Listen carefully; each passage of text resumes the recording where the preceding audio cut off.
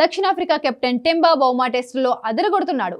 తన అద్భుత కెప్టెన్సీతో 15 ఏళ్ల తర్వాత భారత గడ్డపై దక్షిణాఫ్రికాకు టెస్టు విజయాన్ని అందించాడు. 124 పరుగుల లక్ష్య ఛేదనలో భారత్ 93 పరుగులకే పరిమితమైంది. దీంతో కోల్కతా వేదికగా జరిగిన తొలి టెస్టు మ్యాచ్లో సఫారీలు 30 పరుగుల తేడాతో గెలిచి సిరీస్లో 1-0 ఆధిక్యం సంపాదించారు. ఈ మ్యాచ్ గెలుపుతో టెస్టు క్రికెట్లో బౌమా తన జైత్రయాత్రను కొనసాగిస్తున్నాడు. కోల్కతా మ్యాచ్ గెలుపులో బౌమా ఓ అరుదైన రికార్డు క్రియేట్ చేశాడు. 148 ఏళ్ల టెస్టు క్రికెట్ చరిత్రలో ఒక్క మ్యాచ్ ఓడిపోకుండా కెప్టెన్గా అత్యధిక విజయాలు అందించిన సారథిగా చరిత్ర సృష్టించాడు. 2022లో టెస్టులో దక్షిణాఫ్రికాకు బౌమా సారథిగా ఎంపికయ్యాడు. తద్వారా సౌత్ ఆఫ్రికా జాతీయ జట్టుకు ఫుల్ టైం కెప్టెన్గా నియమితులైన మొదటి నల్లజాతి ఆఫ్రికన్ ప్లేయర్గా అతడు చరిత్ర సృష్టించాడు. 2022లో ప్రొటీస్ టెస్టు కెప్టెన్గా ఎంపికయ్యాడు. వైట్ బాల్ క్రికెట్లో కెప్టెన్గా బౌమా పర్వాలేదనిపించాడు. రెడ్ బాల్ క్రికెట్లో మాత్రం ఓటమెరుగని నాయకుడిగా కొనసాగుతున్నాడు. అతడి కెప్టెన్సీలో సౌత్ ఆఫ్రికా ఇప్పటివరకు ఒక్క టెస్ట్ మ్యాచ్లో కూడా ఓడిపోలేదు.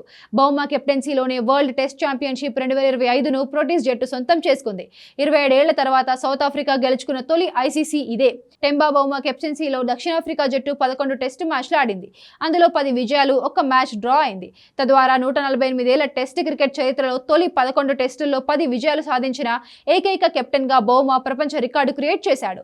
కోల్కతా మ్యాచ్లో రెండో ఇన్నింగ్స్లో బౌమా ఆట తీరు అందరినీ ఆశ్చర్యానికి గురిచేసింది.